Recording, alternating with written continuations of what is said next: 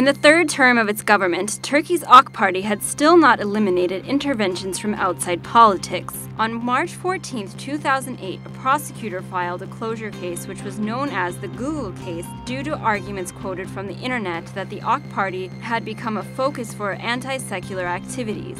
After an intensive period of uncertainty, the closure request failed by only one vote from the 11 Supreme Court judges presiding over the case.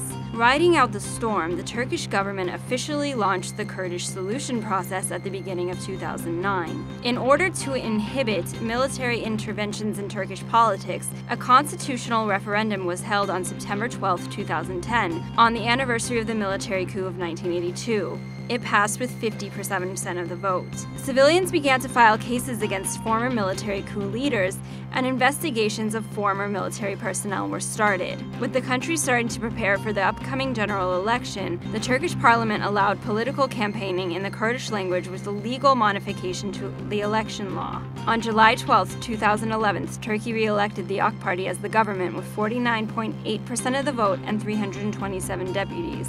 The CHP became the main opposition party again after winning 26% of the vote, while the MHP gained 13%. Gaining 6.6% of the vote, the number of independent deputies rose to 35. The majority of the independents then formed a new pro-Kurdish party named the People's Democratic Party, or HDP, in 2012.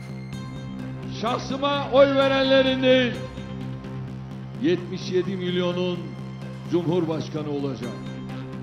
As it came out of the political crisis stronger and with more legitimacy, the AK Party started to take more determined steps to resolve Turkey's long-lasting problems. Negotiations between the Turkish Intelligence Service, MIT, and the outlawed Kurdistan Workers' Party, PKK, were proceeding secretly until a tape recording exposing the negotiations was published in September 2011. On February 8, 2012, a prosecutor called on the head of MIT, Hakan Fidan, to give a statement contrary to national security law. Erdogan canceled his surgery and prevented the interrogation, saying, "He is my confidant. I won't let anyone waste him." This reaction was interpreted as relating to the Kurdish solution process. Meanwhile, the ongoing economic crisis in Europe did not have a significant impact on the Turkish economy until 2013.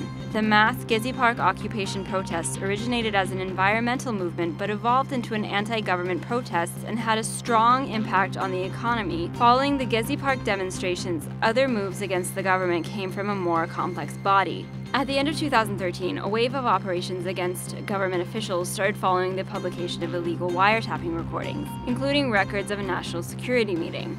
The government declared these operations were launched by a parallel state, a movement led by US-based cleric Fethullah Gulen. Aykırıysa Allah bizi de onları da yerlerin dibine batırsın. The battle against the Gulen movement, comprised of bureaucrats and Gulenist media, intensified with the victory of Erdogan in the presidential election with the support of 52% of Turkish citizens with the motto, "Enough, the sentence belongs to the nation."